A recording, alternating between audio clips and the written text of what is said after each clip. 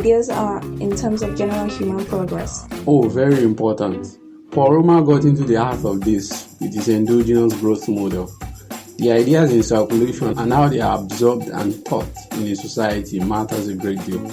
And Brian Kaplan has this paper on the idea trap. It's about how poor societies can be stuck in a loop of bad ideas. Yeah, and that's where the idea for the show came from. So what should we call it? How about Ideas Untrapped? Oh wait, are we on? Yeah, welcome to Ideas Untrapped, a podcast about ideas on growth, progress, and everything else about the political economy.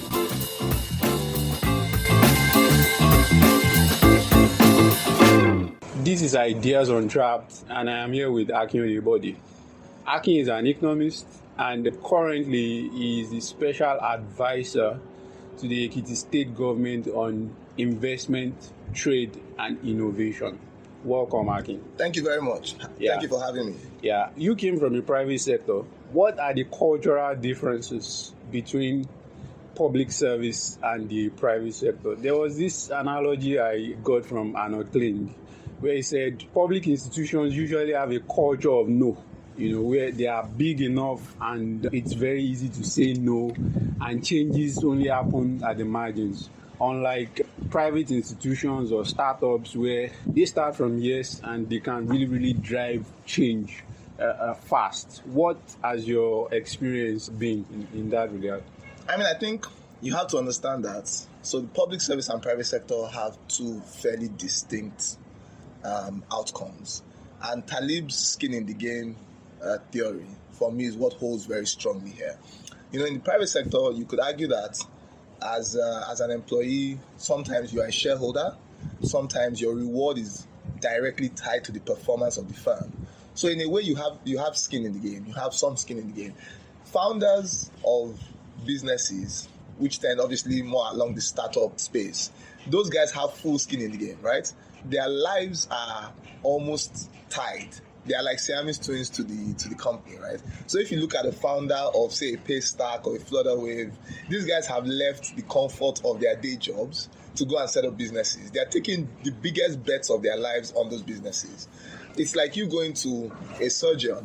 You are going to choose the best surgeon possible, because if he makes a mistake, you're dead. Public service tends to be fairly different in the sense that, first, the reward structure is more annuity-based. Right? So you are rewarded for not making mistakes. The fewer mistakes you make, the better. So even if you don't change anything, as long as you've not significantly damaged anything, you haven't stolen money, you are likely to have a 30, 40-year career. Right? So the incentives are not aligned towards innovation. That's the first thing. And that tends to make people a lot more cautious. Right? Also because they are not significantly affected by the outcomes. Right? That also creates a moral concern for me. If you think about healthcare, you think about education, right? You could argue that my children will go to fairly decent schools, regardless of the quality of education overall in the country. And so because of those misalignments in incentives and outcomes, you tend to find that people will play it safe, right? Because they themselves are not significantly invested in those outcomes. Now, if you take my current role, right? I've gone to Ekiti State to support the development work going on there. But you can argue that, look, many of the things that I would be involved in, I might not necessarily be the beneficiary, right? Or it might not impact me directly. So if you sign off on a firm building a rice mill in a certain community, you don't live in that community. You don't deal with the environmental challenges that come with that decision, right? So you are not as invested in the outcomes as the people who live in those communities. But I think some of the things that can change is, for example, aligning incentives properly, rewarding people for taking risk and some level of risk. There are areas where I think that risk taking is not important. Things that have to do with lives, things like aviation.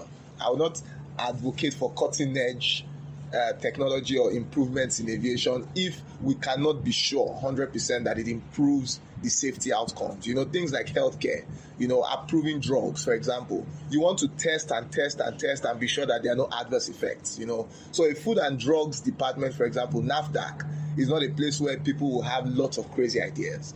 But improving transport, improving tourism, improving production, I think that government has to be a lot more, I would say, open to fresh ideas. And I think it's happening across the country in pockets where you are now starting to see younger people with private sector experience going into government. And hopefully, we're a critical mass and we're able to influence significant changes in governance. But I agree 100% with that philosophy that, improvements in government will not be radical for the foreseeable future, and it tends to happen at the margins because it's also less disruptive, right? And it's easy for the mainstream public service to say, hey, this is how we do things. It's something that you hear in government, and I've worked for 2 governments now, so it's not an Ekiti problem.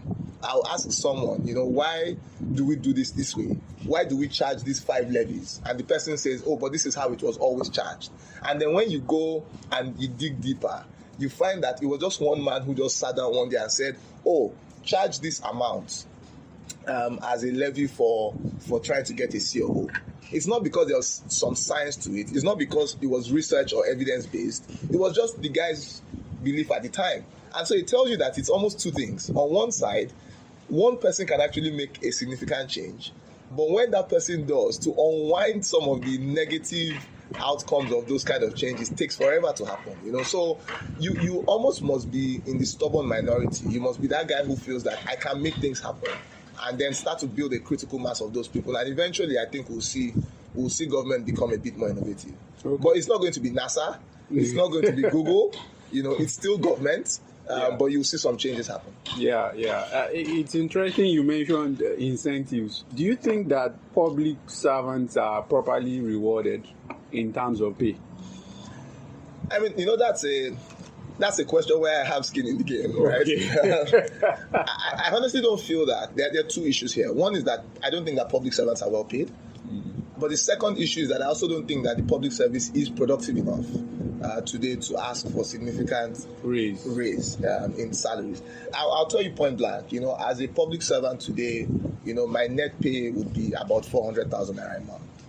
And I'm a fairly senior, you might say, public servant, right? At 400,000 naira a month, that's effectively 5 million naira a year. You're not going to attract significant talent into the place, unless there are people that, one, have earned income previously and have savings they can depend on, or in some cases there are people where both partners earn. So where maybe you are lucky to have a wife who significantly out-earns you and can ensure that the quality of life doesn't diminish significantly by joining government. Or if you think you have maybe bigger ambitions in public service, that you're happy to take a pay cut to go and work in government. But it's very difficult to attract people to serve government. And one of the ways, that national and subnational governments are now trying to sort of work around that is to get development finance institutions or development partners to offset some of the salary differences. But to what extent can you do that? For how many people? How scalable is it? And then where does a conflict of interest come in? Where some people might say, why should a foreign agency pay the salaries of people working in public service? But today, that's the only way you can do it, unless the salary structures start to change. But to even show that we need to earn more, I believe that we need to be a lot more productive, both at national and subnational governments. Yes, I think you're talking about talent. So the 2 issues sort of tie together in a way. That is talent and the knowledge problem and incentives in the public sector. Now, if you talk about safety industries, maybe NAFDAC, aviation, and all that, if I understand you correctly, you advocated for some kind of precautionary principle. Absolutely. But what about the knowledge problem? Okay, let's take NAFDAC. We know that the knowledge about drug discovery relies with the private sector. Absolutely. Now, if you don't have enough talent at, say, NAFDAC, how then can they make the right decisions, even about regulating drugs? So how should the government try to solve that talent challenge? I mean, I think Singapore and China are 2 good examples where you have to take a 20, 30-year view of building a pipeline, and you have to send people to the best institutions possible. You have to give them a chance to cut their teeth in the private sector, understand how private enterprise works, what drives innovation, etc., and then bring those people back into public service. It has to be very deliberate. I used to work in banking, and I used to joke with friends that every time I sat with a CBN examiner, I said to myself that I understand the financial products a lot better than you do. And so how are you going to even regulate me properly? And those are the issues that you face in regulatory agencies today, where the knowledge is limited, not because of any malicious intent, but it's really just because the people don't know better. So I think that first, Nigeria must be very deliberate about how do we send people to acquire knowledge, right? How do we help them gain experience? And how do we ensure that they come back and feed all of those things into public service? We used to do it in the past, we had a lot of talent development programs. And I remember I was reading a tweet by, I think it was Tobi, who was tweeting something about our first engineering PhD, the guy who went to MIT, I forget his name now, who came back to Nigeria, and the government just didn't know what to do with him. The guy ended up going to work for Shell, I think, or something. That guy in China would be sitting at a senior level, a senior decision-making level, within 20 years of graduating from that PhD program. If you think about what the Chinese did, not only did they encourage their people to go to the West to learn, when they came back, they also put them in critical functions, whether it was a research function, whether it was the PBOC, the People's Bank of China. Those guys were now the guys today. Some of those guys are the guys taking decisions for the country. Singapore, for example, will say to you, you're a great talent, go and study elsewhere, go and do this, but when you come back, we're going to pay you top dollar because you are the best of the best.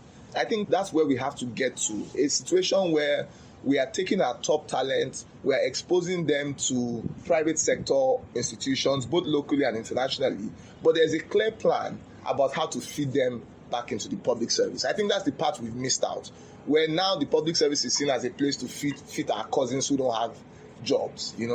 Honestly, I can openly tell you this, that in my state, for example, we're doing a recruitment exercise for teachers, and the government has been very clear that, if you don't get a certain mark, you can't qualify. But people in my community have come to me to say, but you should be able to help this guy now. He scored 30. Let's say the pass mark is 40. It's not too far off. And I'm like, but these are the guys you want these guys to educate your kids. Don't you understand that if I hire a substandard teacher, your kids are going to get substandard education, and you are caught in a poverty trap. So you, who should have more skin in the game, you're actually the one coming to me to say, come and break the rules for us. It's not in your interest, And I think we have to understand that, look, public service is for the best people. Our best guys must go into public service, like the universities. Back in the day, if you made a first or you made a very good 2-1, you were locked in to go back into the academia. Today, we're almost saying that, if you can't get into Shell, then come and teach engineering. Whereas 30 years ago, Shell and the engineering faculty were competing for talent. So I think that we have to be deliberate about that. Our best people must be shown a path, right, into public service. Okay. So now let's talk about you on the job. Someone like me writing about public policy can say, you have to do XYZ. But someone like you on the job has to deal with practical issues. So now, which would a public servant prioritize between, say, fixing fundamental issues and binding constraints? I'll give you an example. You used to write a blog back in the day, Tolu Anile. I don't know why you stopped. That was Fei. That was Fei's blog. I think I only guest posted for him. Interesting. Interesting. So now, someone like me can say that, for us to have some kind of change in that area, you have to repeal the Land Use Act.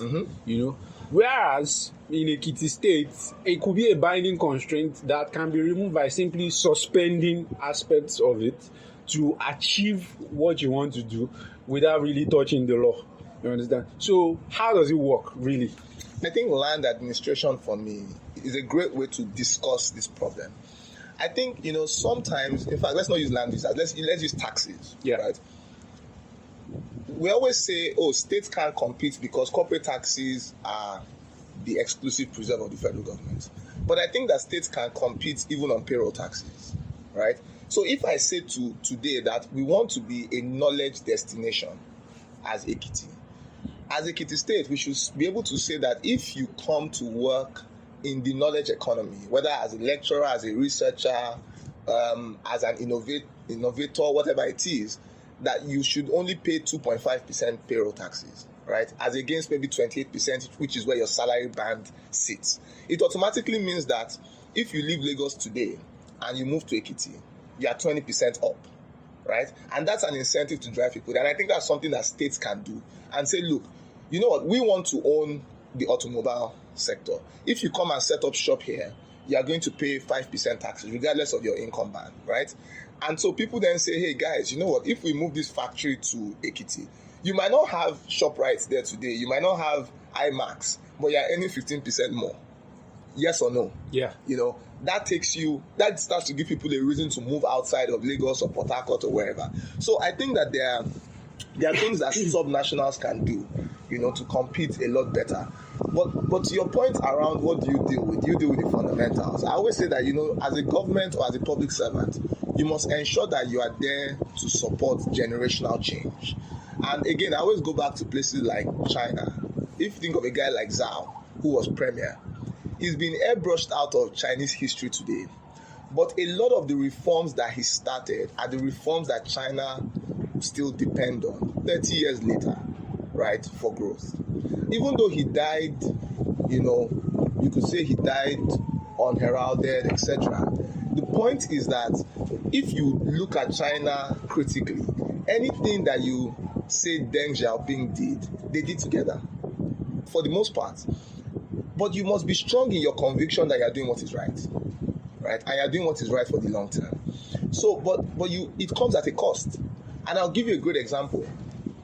In my principal's first term in office, he instituted an assessment of teachers that was deemed unpopular and politically naive. And I asked people, was it the right thing to do to ensure that you had the best quality teachers in place? It's never a bad policy. You know, you can't say, oh, well, you know, you guys did something unpopular, teachers won't vote for you. You've got to ask yourself, you will not be in government forever. You know, how do you ensure that you build things that can outlive you, that can outlast you? You know, it's a very important, and it's always it's a problem, it's a dilemma, right? Because you also can say, if you don't hold political power, then how do you influence people? And I think for me, it's in playing on the margins and saying, look, how far can I push the envelope? You know, and is this thing an existential issue, right? I consider education an existential issue, right? And so I would say that, look, today states should not be devoting less than at least 15% of its budget, minimum, to education. You know, 26% might be, you know, impractical today, right? Because you also have issues with infrastructure, security, etc. But I would say, look, no matter what, at least 15% of your budget should go towards education, regardless of what happens, right? And you must say, look, what are the fundamental problems I'm solving? Quality of the curriculum, quality of teachers, learning environments, you know, what can I do to improve pedagogy, etc. Those are existential problems. Land use, for example, is that an existential problem? In my opinion, no. I can still walk around that today, right? There are still things that within the governor's powers, right, he can do to improve land rights in a state. You know, I can digitize my land registry, right? I can make it easier to get a certificate of occupancy. I can make it easier to transfer title, right? You know, those are things that as a state government you can do. For us, for example, with things like our doing business reforms, you know, some of the things that we're going to recommend is, can there be multiple authorities to sign some of these certificates, these documents, right? Or must it be solely vested in the governor? You know, those are conversations that you can have at subnational level. So I won't say that, look, repealing the Land Use Act today, is it the easiest thing to do? No. But there are other things that you can do, to your point, to work around some of the challenges that you face there. So yes, there are some fundamental problems that you have to deal with, to answer you. And those must be existential ones, because you have limited gunpowder in government, right? You can't waste that gunpowder on something that is not super critical. So you've got to find what are the one or two existential issues. On these issues, I'm ready to put my political legacy on the line. On the rest of the issues, we'll walk around them, you know, as on a case-by-case basis. Okay. So let's talk about investments, which obviously you need to make some of these things happen. And we know that even the country as a whole faces some serious balance of payment crisis. So now, what, again, in your own experience and relying on best practices, what are the cheapest source of driving investment really, really fast? Some people talk about the diaspora. For example, I think currently the World Bank says remittances is about $22 billion, even though the government disputes that. But, but you also see that a lot of those remittances go to welfare for families, for individual households. So how much of an investment source can they really be? So what is the template? What is the practice really of really driving investment? Honestly, my personal view is that diaspora flows for an economy help to stimulate consumption. I think to your point, it's a social welfare program. People are trying to supplement low-income relatives primarily. Anecdotal information suggests that maybe 10 to 15% of those flows actually go into investments. Most of that also into real estate, primarily real estate investments. I think that where we sometimes need to look at better are domestic investment opportunities. And I think that subnationals sometimes focus a lot more on foreign investments, sometimes to the detriment of existing capital locked in the country. There's a lot of capital locked here that I think we can unlock. One of the things that people talk about, for example, is how do we divert pension funds into infrastructure projects?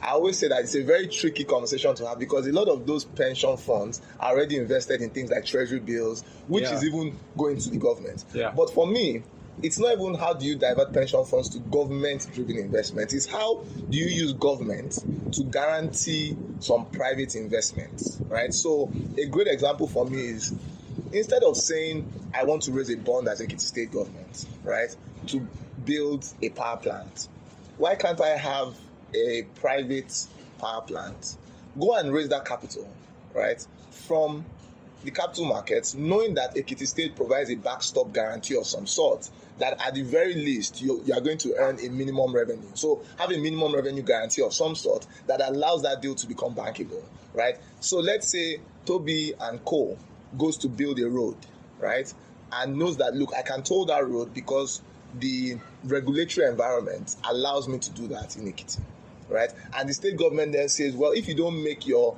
2 million naira a day on the road, I'm happy to supplement that to ensure that that minimum revenue is achieved, right? Those are ways for us to make projects more bankable. You're not really lending to the government, you're lending to private enterprises who have a backstop guarantee of some sort from the government. Sovereign risk is a big deal, right? So I'm always keen to say, let's deal with people who are already doing business in Nigeria. People who are already doing business here are important, are more important than, I would say, getting fresh investors from outside the country. Because these are guys who are already banked, they've banked Nigeria. They're like, okay, we're happy to do business here. We understand the country risk. We understand the business environment. It's a lot easier to get those guys through the line. It's a lot easier to say to a Promasido, for example, come and take over a dairy farm in Ikun, than to say to someone who has never done business in Nigeria, come and do dairy business in Ekiti. It's a lot easier to talk to a Dangote, a stallion, to say, come and set up rice mills in Ekiti, than someone who has never done business in Nigeria. So I think you have to get a fair mix of both. And also to ensure that when you bring in investors, you have the aftercare service that ensures that the guys get exactly what they want out of the state. Because there's herd mentality around investment. Capital flows to where returns are optimized, right? And the best way to demonstrate optimization of returns is the capital that has already come in here. What has it gotten? Which is why I always say to people that regardless of whatever issues you say MTN has in Nigeria, MTN is a great example of optimizing capital, right? And it brought, if you see the people who came on the coattails of MTN, Mr. Price, ShopRite, all these guys, they came to Nigeria. Even if it's the fear of missing out that brings you in, the people will come. It's like a restaurant, it doesn't serve the best food, But if I hire 50 people to stand outside, pretending they're on a queue, right, you are more likely to stop there to eat, because you must think there's something good about this food that's driving these long queues. So restaurants have been known to artificially increase the size of the queues just to get people like you and I to come and join. And when you get in there, you find out that the food is not great. You're sucked in anyway. So I think for me, first is optimize domestic capital flows, right? There's a lot of capitals that sits in this country today, or even sits outside the country, owned by Nigerians, that we have to bring back. It's only when domestic flows invest in the productive sector in the country that you start to find that foreign capital will come in. We have to use the domestic capital to demonstrate the viability of investing in Nigeria. So I always say that, look, we'll mix both, right? We'll go offshore looking for capital, but we'll also call local capital in. And part of what we have been doing in Ekiti is even meeting with people who currently do business in Nigeria to say to them, this is a great place for you to do business, and this is why. Okay. So my bit of pushback against that is that, okay, now, say you're trying to industrialize and you favor domestic investment. What about technology and knowledge transfer? And that's a great question, honestly. The truth is, it's not going to be one or the other. And I think that it's finding the balance, right? Because knowledge transfer is not geography. It's not geography based, right? Yeah. There's nothing that says that the knowledge does not exist in businesses today in the country. I mean, when I talk to some of the BPO players, right, the guys who run business process outsourcing businesses in Nigeria, some of the guys are doing transformative work that I won't have believed existed in this country. These are things that I think happen in Vietnam, in Bangladesh, in Mauritius, but it actually exists in Nigeria. The biggest constraints they have: quality broadband, talent, right? Now, those are constraints that we can take away. If as a state, we say to main one, pay 135 naira per meter to lay fiber to Ekiti, right? It becomes a lot cheaper to get the infrastructure to a place like Ekiti. If we say we are happy to offset the cost of training people, as long as you as the BPO company agrees that you take on these people when they complete the program satisfactorily, that's a cost that we take away for you. Everybody is happy, the state is happy, the people are employed, Nigeria is attracting a lot more investment in that space. I think that there are pockets of excellence where you can say, look, knowledge transfer is even easier to achieve with local capital. So there's nothing that says that, because the capital is local, you can't import the knowledge. There's nothing that says that you cannot import the technology. But I'm just saying that you have to recognize that if you do not have local skin in the game, Dangote Refinery is a great example. Will you tell me that that project doesn't come with knowledge or technology transfer? It does. But whose capital is it? It's local capital. Yeah. And that's the thing for me, that if your local capital is not taking risk in your country, it's very difficult to attract foreign capital. That holds true for most places. If you take a country like, again, I'm sorry I always go back to China. Yeah. But if you take a place like China, you find that a lot of the capital that was unlocked was domestic capital. Look at South Africa. One of the reasons why the South African government or South African economy can sustain systemic shocks is that there's already significant domestic capital mobilized. That any systemic shocks you find can be buffered by local capital. And that's where, for me, if you ask me, and I know we've not gotten into a macro conversation, but if you ask me, the central bank's single objective today has to be price stability. Because what you find is that people are not able to save, right? Household savings is non-existent. Wiped off. It's wiped off because people are spending 65 to 70% of their incomes on food, right? So when you spend 95% of your income on existential issues, food, shelter, clothing, there's nothing to save. If you cannot mobilize domestic savings, then where's the shocks against systemic issues with foreign investments? Because whether you like it or not, your ability to attract foreign investment is not dependent on you. There are external shocks that affect that, right? Yeah. If the Fed raises rates by 100 basis points, it affects how much capital comes into Nigeria. Yeah. So we must be saying, look, we must ensure price stability, which then ensures that people can save a lot more of their income. And then that at least helps to stimulate a domestic investment environment. From what you're saying, it seems there's a lot of, and I've been saying that a lot with a lot of development work, there's a lot of planning. If your economy is not developed, there's a lot of planning to actually jumpstarting an economy. Now, what does that do to your free market sentiments? I'm a dang apostle to a large extent, right? the only, I always say, like, the people I follow, the sentiments I espouse, I treat them like a Christmas hamper. I take the things I want out of it, okay. The ones I don't need, I keep aside. So when sometimes I tell people, like, look, I love Deng, they tell me, but this guy, sanctioned the death of students, right? And I said, look, Deng's human rights record I don't need. But his liberal views on opening the Chinese economy, I want to take that. I try to say that I'm ideologically fluid, right? There are parts of a capitalist market that I like. There are parts of a social welfareist market that I like. I feel that, yes, the poorest people need to be supported. Poor and vulnerable people need to be supported. I feel that workers need to be protected. But I also feel that capital needs to get significant returns to continue to invest.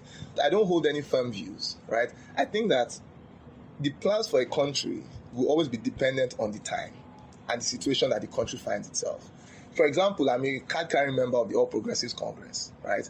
People say there are no ideologies in Nigeria. I disagree. APC is a left-of-center party. Really? Yes, it's a social welfarist party. And that's why if you think about things like the social investment program, this is the only time you have seen in Nigeria where there's been a very ambitious, you might say, over-ambitious social investment program targeted at various groups of people, including the poor and vulnerable. And that's a sign of an ideology. It's the one part of the APC manifesto I can say 100% has been implemented. But you know why it's important to do that today is that there's an existential problem in the country. If people cannot eat, you can't educate them. So when we say there's a homegrown school feeding program, it's not a waste of money.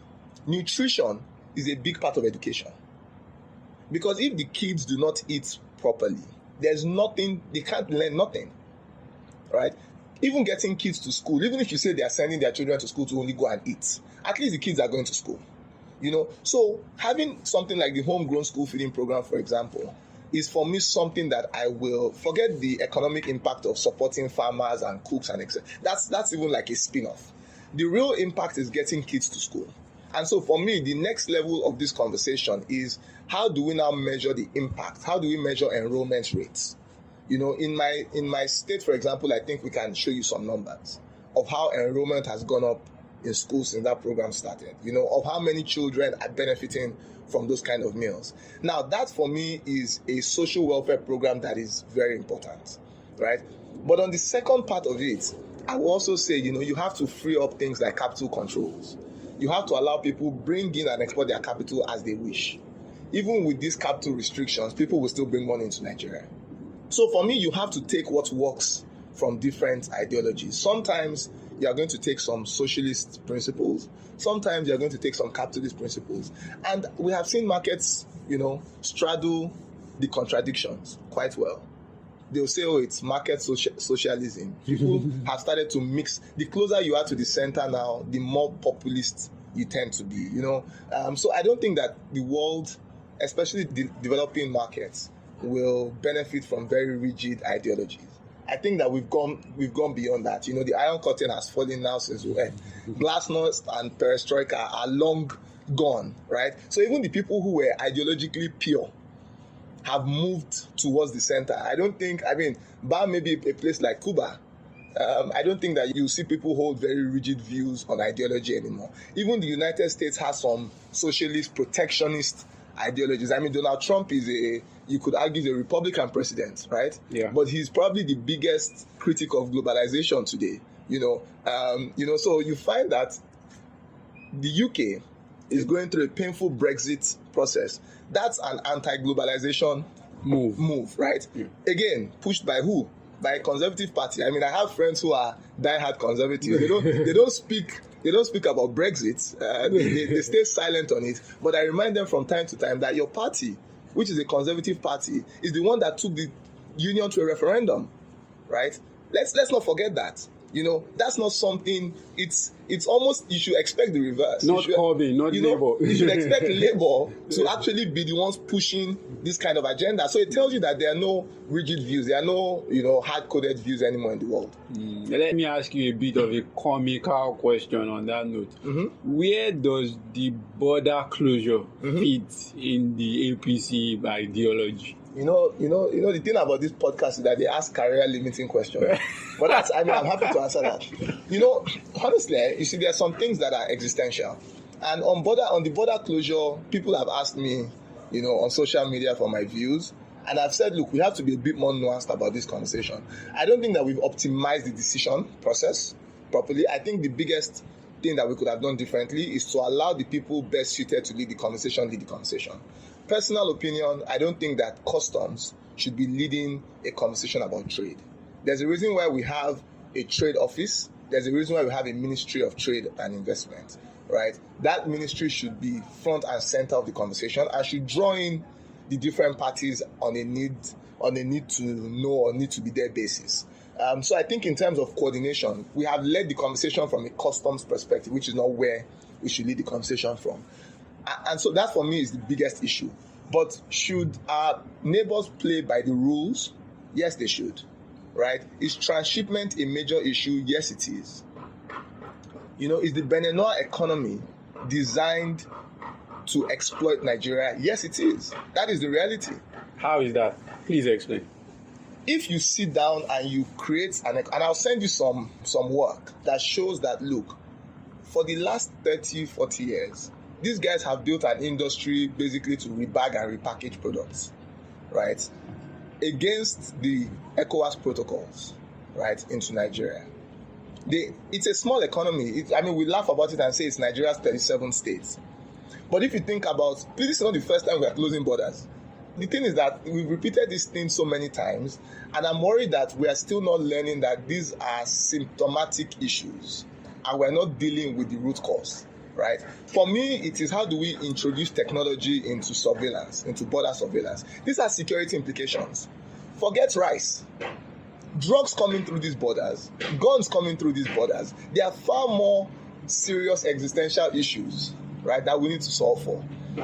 How do we do the surveillance? How do we ensure that the cultural trade flows are not shut? Remember, there are families on both sides of the divide. Right? There are Yorubas across both sides of the border. How do we ensure that these traditional trade corridors are not shut? But we also ensure that the territorial integrity of the country is protected. So I don't think that it's a one-size-fits-all discussion. I think that it's a more nuanced conversation. Is the border closure the right thing to do? I don't know. I think history will judge. But I definitely think that the Beninois government needed this kick up the backside. Now, should it start from customs? No. I think we should sit down and say, what is our broader trade position? And what position do we want these guys to take on board? I think we should be able to say, look, how do we collaborate with you? Can we, for example, because of the efficiency issues with our ports, can we have a situation where goods coming through the Beninois ports, they are processed through there and they earn a fee for that, right? And then those goods come into Nigeria. That is a way to think about it. Even from a Nigeria perspective, sometimes we slap levies on products that are against some of these protocols, right? We have a common external tariff. We sometimes go against that and we say, 70% duty, right? Meanwhile, the rest of the sub-region is charging 20%. But can we say to these guys, you know what? Out of this 20%, you guys take 10, we take 10. 10 is better than 0. Yeah.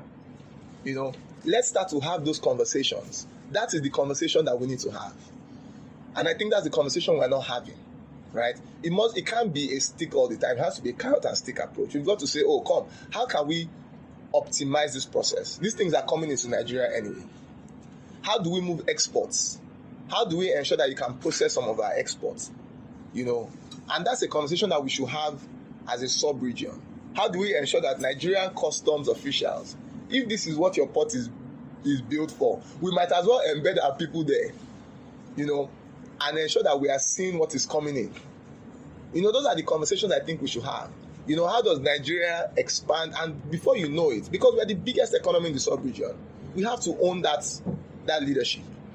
And for me, that is a bigger issue. That how do we sit with our partners and say, okay, use your ports as entry points into Nigeria as well. But the trade-off is that our people will be part and parcel of your process to see what is coming in. I think those are the conversations that we need to have if we're not having. But did something need to be done? Absolutely. And I don't think that this is an APC or PDP issue. This is an existential issue for Nigeria. So it's not a partisan ideological issue. This is something that we need to resolve. Yes, I know that there are people who have very strong views. You should not shut your borders, etc. You should not do this, free trade, blah, blah, blah. But there's no real free trade anywhere. I mean, when you think about it critically, what is freer trade? It's freer trade. Yeah. What is free trade? There are restrictions to trade, and it's a per country restriction. It's just degrees. And it's about where you are as a country in your development, what is important to you. If the United States says today, well, we don't want to allow wheat into our country, they won't. Mr. Trump, for example, is very keen to say, Mr. Cook, you have to manufacture more of your inputs in the United States. Is that free trade? So you've got to ask yourself, what is free trade?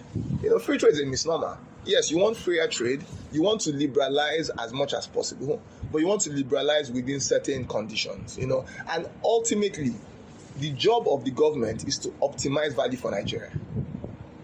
Right? How that optimization of value happens is then dependent on where we are as a country at that point in time. So yeah, I mean, there are other things that we have to do with the borders, and there are conversations that we need to have with our neighbors, and I know that some of those conversations are happening, but is there a straightforward answer to that? I don't think it's a yes or no. It's not a binary conversation at all. Okay, so now here's my argument, and a bit of a counter to your position. Yes, I take your point on territorial integrity and the need to actually have a safe and secure border. Absolutely important. But don't you think we are treating the trade issue a bit too much as a zero sum? Yes, I get why transshipment is a problem.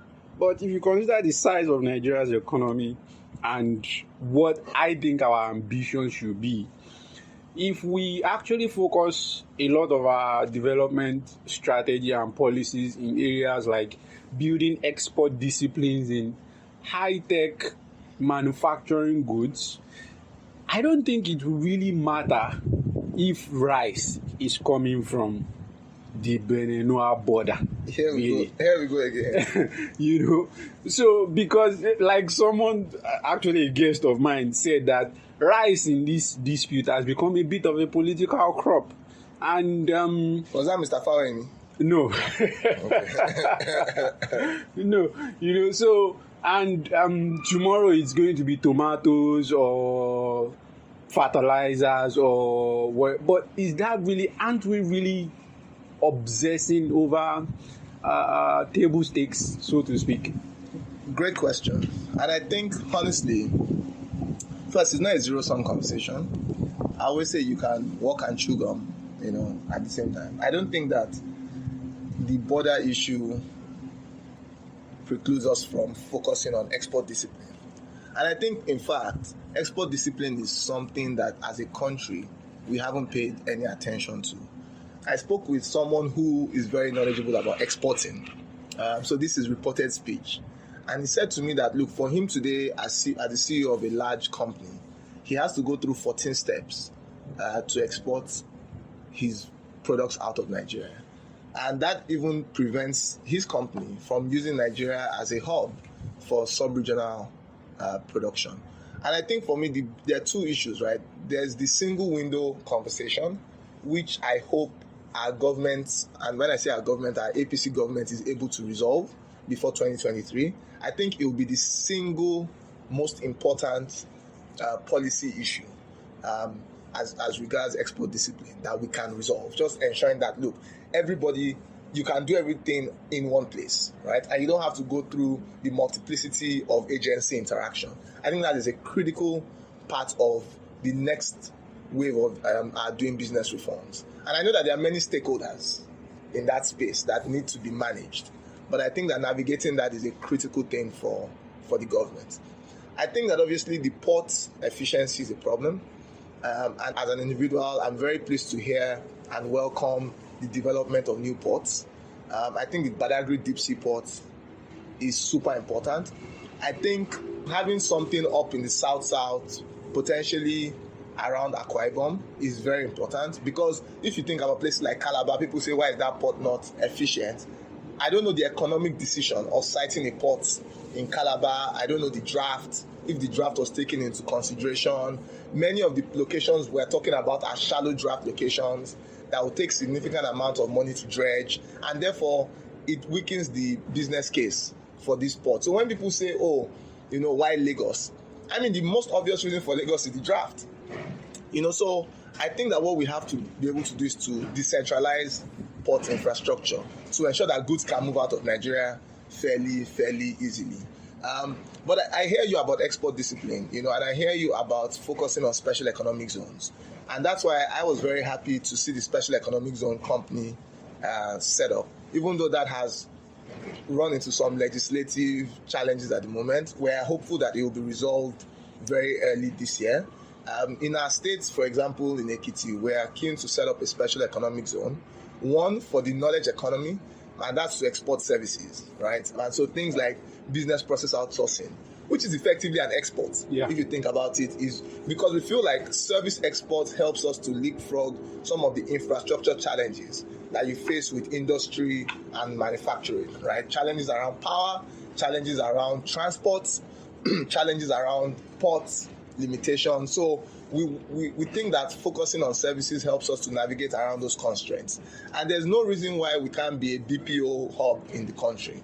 If we get broadband and dedicated power rights, I hear from the people who should know that Nigerians speak particularly toneless English. Therefore, we need less accent training than, say, the Southeast Asian market, which is the hub of that space now. So we have a very critical upside.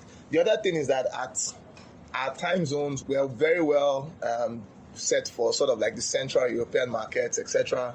And labor is cheap here, cheaper, I would say, here. We have some of the building blocks in place to be a service export destination. The other thing I would say with the SEZ is that we also feel that from an agri perspective, we definitely should be thinking about exporting a lot more of our produce. And to your point, I don't see any reason why things like rice or tomato should be a political issue, right? I think for me, absolutely correct that we should be building export discipline around agriculture.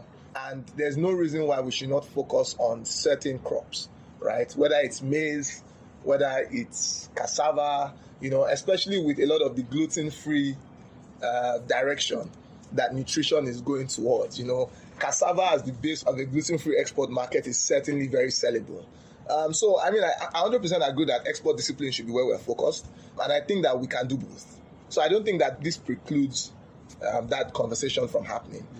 Final point, I think, is we need to think about sort of charter cities and SEZs and the legislation around that a lot better. The process where people just go and register in a free trade zone just because of tax incentives for me is a waste of time. Because you now have a situation where two companies are competing. One of them is paying taxes, the other one is not because they are in a free trade zone. Actually, we should be giving the people that incentive if they are exporting, right? There's some misnomers. There's some things that need to be adjusted. If a place is a special economic zone, it should be because it's geared towards making Nigerian products more competitive internationally. And if we're not able to deliver that, then should you actually get the benefits, the fiscal benefits? I don't think so. Now, this is my personal opinion.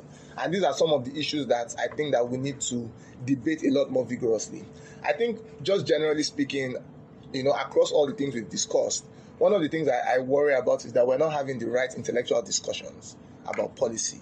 We are there discussing, which governor, believes in stomach infrastructure, which party does A, which party does B, somebody brought Facebook to Nigeria. This other person, does not believe in free press. I think that we are losing the opportunity to have a lot of intellectual debates. One of the things that I love about China in the 70s and 80s, those guys fought themselves on the pages of newspapers with intellectual arguments. And when they went to battle, it was a battle of ideas. It wasn't a personal discussion. It wasn't that I dislike you. It wasn't that you're a member of it. They were all one party, right? They were all CCP. But the intellectual arguments were fought vigorously, bitterly at some point, right? So why do you think we are having problems? Is it that our national IQ is low? Because China and the whole of Asia has that going for them. I think that these guys have also developed a nation over a much longer period. True. We're talking about a civilization that goes across, about 5,000 years. Thousands of years. Yeah. In that period, they've never had a period of where intellectual debates have been frozen. We have had periods where we've just had a freeze. We are 20 years into a democracy, right? I don't think between 1979 and 1999 there was a space for any intellectual discussion, right? Everything was done by decree and by fiat. So I think you're going to have to build that over time. I also think that our universities are not doing enough, right? I expect today professors of economics should be writing about the implication of land border controls. We should have papers coming out. We should have people discussing these matters, right? Why do we have professors of economics in Nigeria who cannot debate existential issues that face the country? Who cannot say, this is our view? How many economic positions do you read outside the Monetary Policy Committee of the Central Bank? Who else shares public views? You are dependent on MPC members' personal statements as the basis, and in a lot of these conversations, there's a lot of groupthink, right? Because they've already made a decision and they're just now writing statements to support those decisions. But I expect the back page of our newspapers. Whether or not you agree with Henry Boyer of blessed memory, he certainly brought a view. You might not agree with the view, but he brought a view that he actively debated. I look at our institutions and I say, where are the discussions happening? Where's the think tank, driving this conversation? If I look at the EAC, for example, one of the things I say to people is that, well, I certainly am rooting for the EAC. It's chaired by my former boss. But I also feel like we've lost the benefit of having people like Doyin Salami and Charles Soludo and the rest of the members from sharing their personal views in public domain. Because now, they're a member of an advisory council. They can't really speak publicly because it might be taken as the view of the EAC, etc. But we need Nigerian intellectuals to step up their game. That, for me, is where we are missing it. Because I remember there was a period where I think it was 6 of us, I can't remember how many of us, did a week's different pieces every day on foreign exchange liberalization, right? And I was amazed at the debates that it stimulated, and all of us were not, I won't say that we're academics, maybe out of 5 of us, Nonso Bikili was the only one that has a PhD. But it was important to have people at least put those ideas in the open and let's debate them. And that's one of the reasons why I like that people like Feyi constantly engage in these debates, because let's have an ideas-based conversation. I think Pius Adesomi of blessed memory said this and said that, the reason I write is not because I want to change. I think I can change the views or the behavior of these hard-headed government officials, but it's so that 2,000 years from now, someone is not going to come and say these people lived like animals and they didn't think. That in the midst of all of this madness, let them even see records that some of us were thinkers, some of us were speaking. And I found it quite. It was quite sad for me that was his last public post or article, because it was almost like a man that had a premonition that, I might not be here for much longer, but I need to let my ideas outlive me. And I think that's what we should be doing. We're talking about China now. We can read the arguments of 1978, 1984, and we can see how those arguments mirror Nigeria of 2019. If those things were not there, we won't even be able to apply them to our current realities. But who is writing the stories of Nigeria today?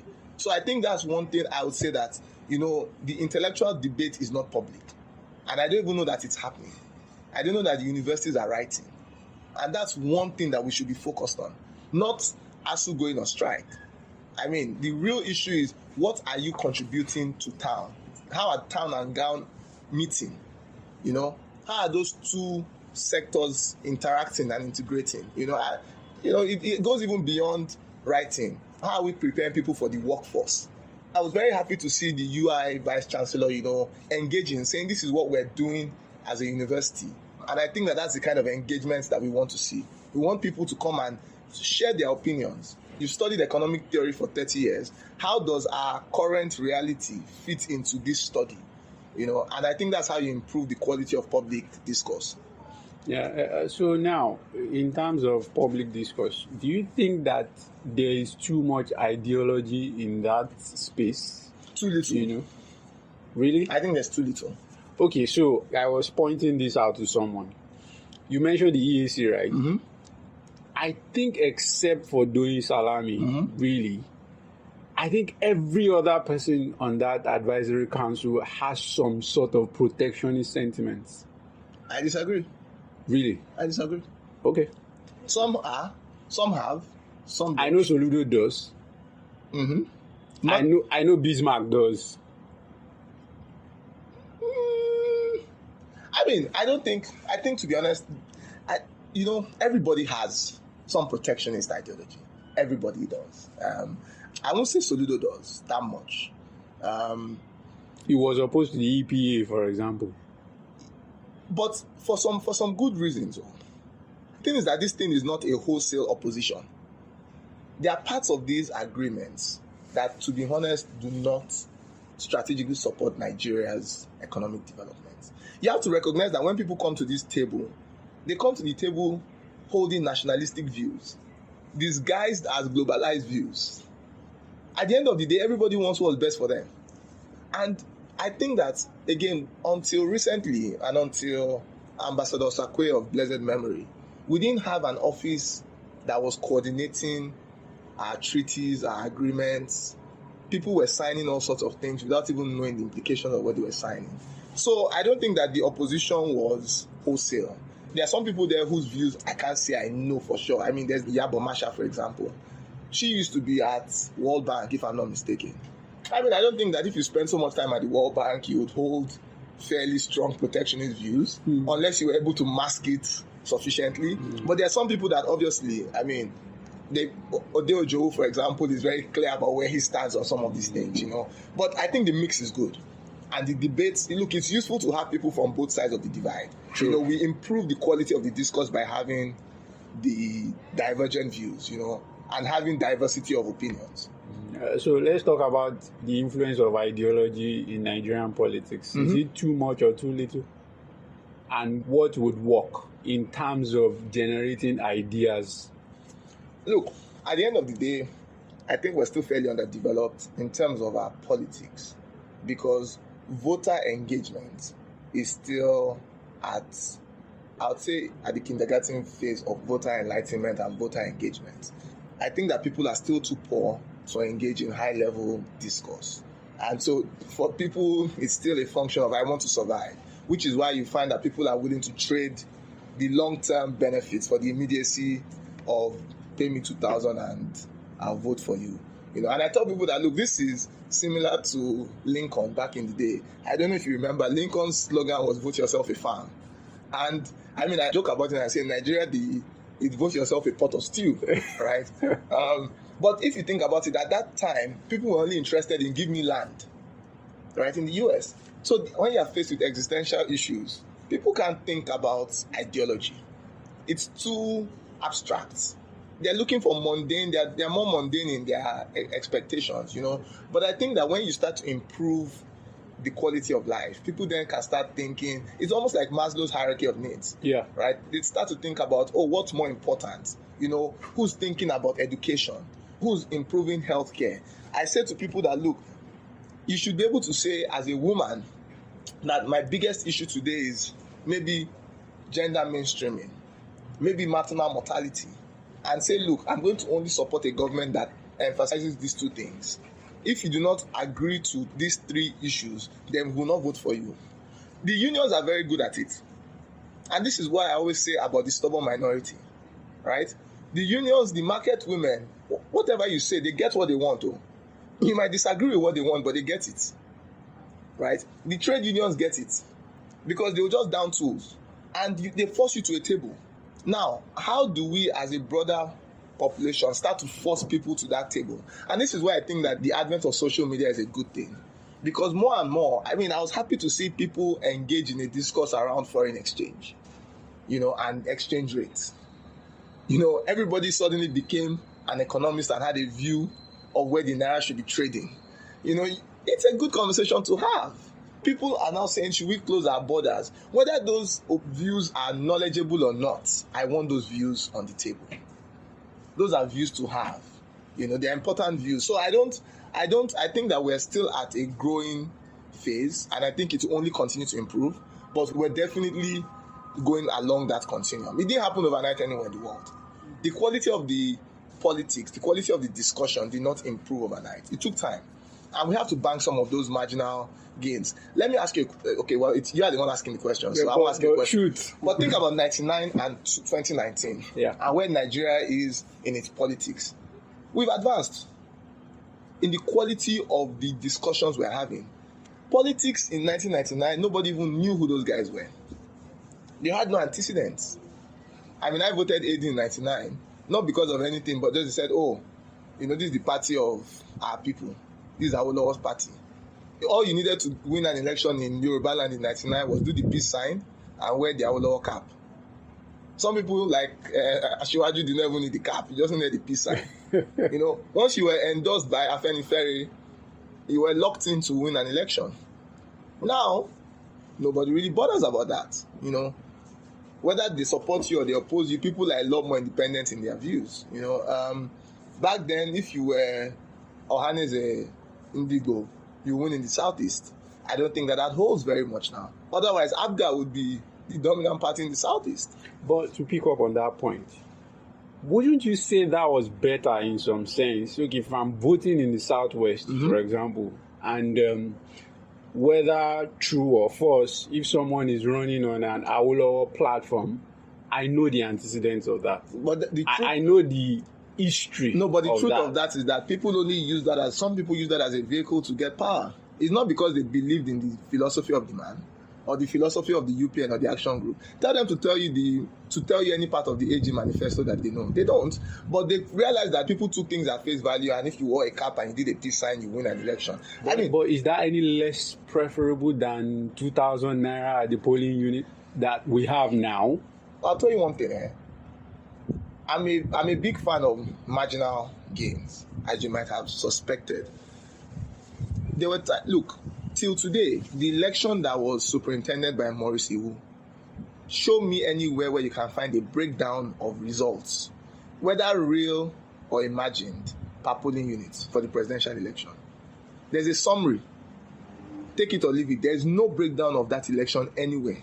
How did he get away with that, by the way? But the point is, Obasanjo made him get away with it. Let's be clear. Look, so let me tell you one thing. I'm not saying the elections are perfect. The fact that people are paying for you to vote for them means that they believe your vote counts. Because if you don't pay, let's be honest about this, right? If I'm paying you 2,000 naira for you to vote for me, what does that tell you? It tells you that they need you to act to vote to win the election.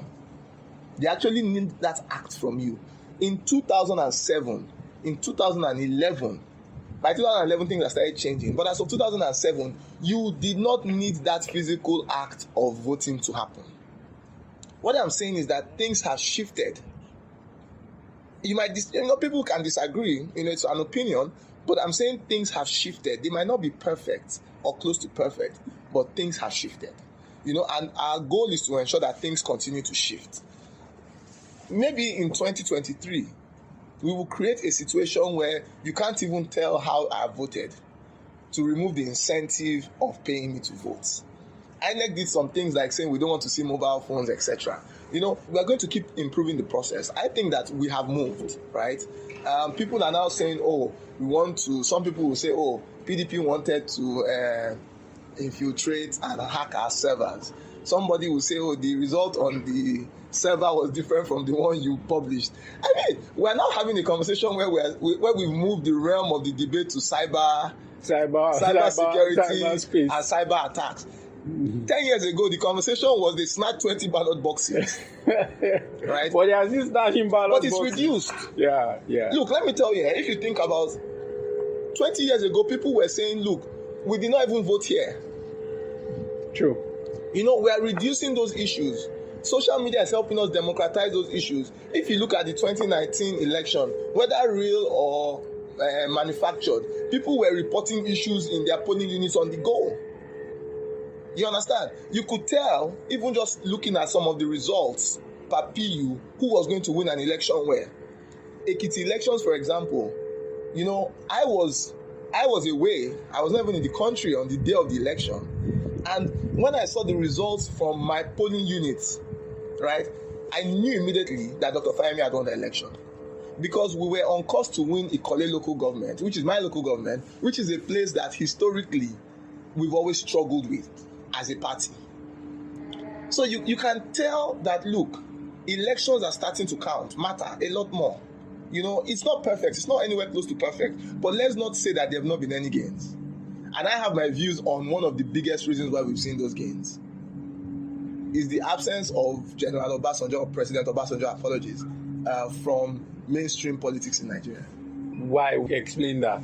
Because I think that the winner takes all mentality that he personally projected, transcended beyond him and then influenced, broadly speaking, political parties in the country. I think that Presidents Yar'Adua, Jonathan, and Buhari have been less involved in ensuring that their parties remain dominant across the country. President Yar'Adua, for example, I came in through a tainted process. Yeah. And I'm embarrassed by it, and the way I'll resolve it is by taking my hands off and saying, let the will of the people be done. President Buhari, for example, has shown a willingness to work across parties with governors. If you talk to the governors in Nigeria today, all of them are united in the fact that regardless of our political parties, this president is happy to work with us. There was a time in this country where ecological fund and all these special projects were only reserved for governors of the party in power. Where if you had a loan request and you were an opposition party and you wanted to borrow from the World Bank, the government will not approve it. Those times existed in the country. Today, in fact, some of the opposition governors are being accused of underhand support for the president. Because think about a lot of the things happening across states. Many of the projects are happening in states that are not APC states. And you think that is really a byproduct of President Buhari's leadership? I think it is. Look, Nigeria presidency. Aren't you partisan? Yeah, Akin. No, I'm not. Really? I'm always partisan. Okay. Let's put that caveat there. I'm an APC member. Okay. If you choose, take it with a pinch of salt. That's your business. Okay. My own is to share my views. Okay. Right? I'm not asking anybody to accept the views. But here's what I'm saying. Under the president, you cannot really say that the governors, as opposition governors, are suffering. Look, under President Obasanjo, people were saying I don't want to use those words, but they were almost military dictatorial words, or we want to capture the Southwest. Yeah. There was that sentiment. Do you understand? I mean, APC has not said, we have to capture the Southeast. We don't even have it. Look, we went from having one Southeast governor to having none. We lost Imo State. You understand? Okay. It doesn't mean, But when you have the president say things like, parts of the country that give me 95% 97 cannot expect the same thing as the people that give me 5%. Where do you put that? Where does that fit? I think one of the things as well is I think that our political leaders need a lot more media training, right? Because honestly, I feel that sometimes, these conversations politics there's some reward that comes with political support, right? Now, if you are going to, for example, appoint people into roles, right? Those appointments are almost like reward for support. Some of those appointments. So you are going to find that they are going to be skewed in some degree to places where you feel that you got more support, because there's a sense of giving back, right? But it doesn't mean that projects will now be dependent on that. I mean, I tell people that, look, for what it's worth, things like the cleanup, for example, the Ogoni cleanup for me, is a fundamental environmental project. We had a South-South president that did not start that work. Let's be honest with ourselves. Yeah. Today, that project is going on. I follow the updates on social media, and I'm happy to see that that project is moving. For me, that's a fundamental project that this country needs, because the South-South needs an environmental cleanup to even give it a chance of whether it's aquaculture, crop production. You know, there's an agrarian community there that has suffered because of the degradation of the environment. For me, if that's the one thing you bequeath that zone, it's a fundamental thing to do. The whole work being done with probing NDDC is not for the North. NDDC is a Niger Delta corporation. But those people have taken money and they've not delivered any projects. When people say, oh, there's a tribal ethnic sentiment, the Nigerian elite has always been united about money. Let's not deceive ourselves. Why haven't the governors of that region, if they are so insistent on, it's when you're in opposition that you can say, oh, we are being marginalized. What happens when you're in government? What happens? I tell people, I don't care honestly where someone comes from.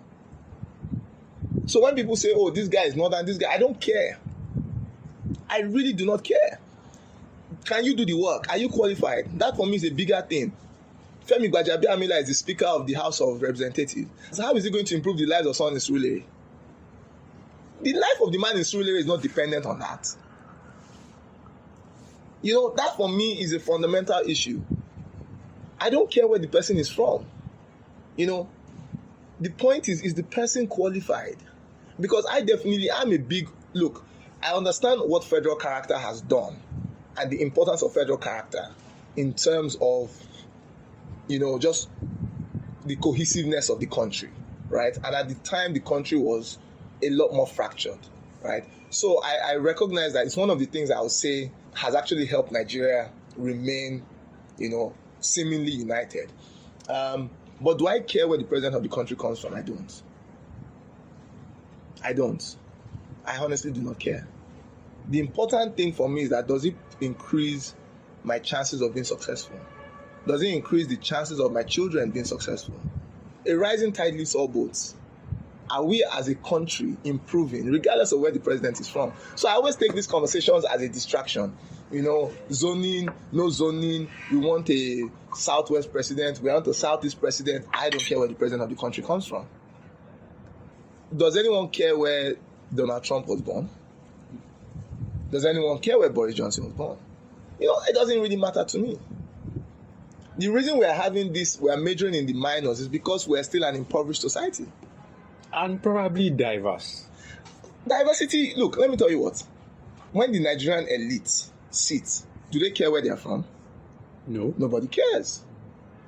But that division could be a useful political tool, because diversity is our, I don't know, maybe geographic reality.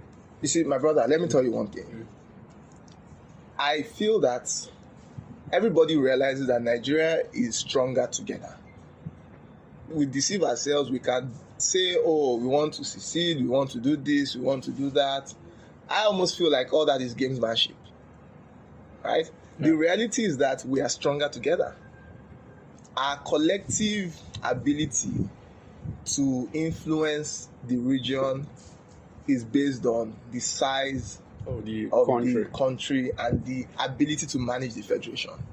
There is no part of this country, even the oil-rich part of the country, cannot survive in isolation. We have seen it in South Sudan and Sudan, you know, and that diversity happens everywhere. I mean, in Ekiti State, somebody will tell you that an Ishoman, who is governor today, cannot be succeeded by an Oyeman because they are from the same Ekiti North senatorial zone. This is Ekiti, one of the more homogeneous states in the country, if not the most homogeneous state in the country, where every part of the place is an Ekiti. You understand? Yeah. There's nothing that separates the guy from Isho and the guy from Ikole until there's election. Then they'll tell you that, no, now, the senator has come from Ifaki 3 times. Now it has to come from Ikole or Oye. That's when a man from Ikere will say, Ikere has never produced a governor. It's our turn. So when we talk about these things are just tools to manage political interests. I think that we should be more concerned about the quality of people in office, not necessarily where they are from. And I think that these things, some people will say, the president has appointed this person. He can't replace a southerner with a northerner. I'm like, look, guys, these are irrelevant issues. I'd rather have a conversation of, is this guy qualified? If he's not, that's a different issue. But if he's qualified, who cares where he's from? Do you care where your account officer is from? When a surgeon is going to operate on you, are you going to say, I only allow Yoruba surgeons to operate on me? No, let's be honest. If the guy is the best brain surgeon in the country and somebody has a surgery tomorrow, are you going to say, another Kanuri surgeon? The last time my dentist was from Bono. Why is the gastro surgeon from Bono State too? Is the only Bono people that can be surgeons? Do you care? You don't care. You don't make those decisions because when you have skin in the game, real skin in the game, you don't care where the person is from. So these conversations for me, they are distractions. I generally feel that we should just be focused a lot more on competence, and we lose that narrative. Now let's return to President Obasanjo. Yes, one of my favorite topics. Yeah, some will say that he's our best president on the back of the economic reforms of the 2003 to 2007 era. Mm-hmm. And part of his legacy was that he actually appointed some competent hands. Mm-hmm. A lot of people that we still throw their names around today mm-hmm. came up during that era. Mm-hmm. Isn't that something at least praiseworthy in your view? That's one. Okay. Secondly, now, and quite critically, mm-hmm. Obasanjo supported your party in 2015. We didn't request for it. Shouldn't that count for something? The second question is easy to answer. I mean, for someone that is notorious for being rigid, to abandon PDP. I can answer the second question a lot more easily than the first. Please do. President Obasanjo, in my opinion, is self-obsessed. In 2015, he supported the APC not because of any love for the APC or the key actors in the party, but because he wanted to punish his own party for what he saw as an affront and a lack of respect for him. He was very critical of the incumbent President Jonathan because he felt he was frozen out of government. And even in his own state, he was frozen out of choosing candidates in that place. And so it was more an act of self-inflicted opposition. And, to be honest, I don't think his support amounted to much, which is why in 2019, despite the volume of letters that he wrote, the APC still won the election fairly easily. So I think that has sort of put to bed the myth that you need President Obasanjo to support you to win an election in Nigeria. To be honest, I don't think that his political might counts for much anymore. This is just a man who's constantly seeking relevance. So I don't really rate his political relevance in the country. Honestly, that's me. I might be wrong, but that's me. On the first point, I think that, look, I'll be very honest, his second term in office was very good for the country. It could have been a lot better, but having said that, there were lots of good things to talk about. I think that the jury is out on being the best president ever. You also must realize that he's the only president who served 2 full terms. And I don't think his first term was stellar, right? I know. His first term was, in my opinion, below par. Yeah. So I think that, for example, President Yar'Adua was in office for too short a period. President Jonathan had 1 term, you could say full term. President Buhari is going to be the best comparison, right? Yeah. By 2023. And I think that we should wait till 2023 before passing that judgment. There are some things that the APC government, if we deliver, will be transformative to this country. The conversations with Siemens and the work being done to improve the generation, transmission, and parts of the distribution infrastructure in Nigeria, if done by 2023, will be transformative. And it will show now significant gains, the kind of gains we haven't seen in this country in the last 20 years. I mean, if we're able to fix large parts of the transport infrastructure, the Lagos to Ibadan line is already done, fully operational now, probably in March. And if we then extend that from Ibadan to Kano, I don't need to tell you what the impact of that on the country will be. I mean, if people say, oh, why are you patting yourselves on the back for fixing Lagos-Ibadan Expressway? And I ask them, so why wasn't it done for the last 30 years? So sometimes you say, oh, these are mundane things. But you also have to ask yourself, why haven't these things been done? If we get some of the roads working, Lagos-Ibadan, Benin-Ore, Second Niger Bridge, these are transformative projects. I traveled through Lagos to Ado. If that Lagos-Ibadan road is completed, Lagos to Ibadan is suddenly a 45-minute trip. It means that I have a good chance of getting to Ado Ekiti in 3 hours. Now, imagine what that does for investors. Imagine what that does for the transport of goods and services. It's transformative stuff for the economy. If we can improve, power supply from what is today between 2,005 to 3,500 megawatts to even 5,000 megawatts, right? We're talking almost from 3.5 to 5K is, almost a 50% increase, right? It's transformative for the economy. If we can fix some of the long-standing issues with our ports, these are transformative things for the economy. So I think that there's a sense that the jury is still out on President Buhari's government.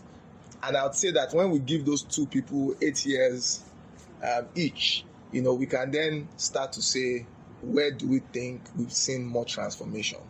But in terms of even the quality of people, I would agree that yes, these were fresh faces in government at the time.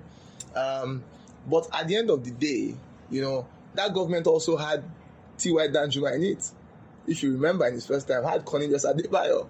Had a lot of old people in it. Barnabas, they were old people, Tony Aneni. So we mustn't make it look like Obasanjo was this guy who was like the patron saint of youth and young people in government. Today, for an OP Ezekwesili or a Nasiru El Rufai, there's a Yewande Sadiku at NIPC. I'm biased to someone like Yewande Sadiku because she was my colleague, but this is as good as you get running the NIPC. Jumoke Oduwole, the work she's doing as a special advisor to the president on doing business, fantastic work. My current boss, Dr. Fayemi, was Minister of Mines, right? I don't think, yes, I'm biased, but I think that he's one of the final thinkers you'll find in government. And there are many of those people. For what you say about Babatunde Fashola, I think that it has more pluses than minuses. A lot more pluses than minuses. And those are the kinds of people that I want to see in government.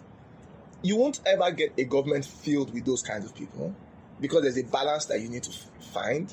But I definitely think that, there's enough talent in this government, both at ministerial and parastatal level.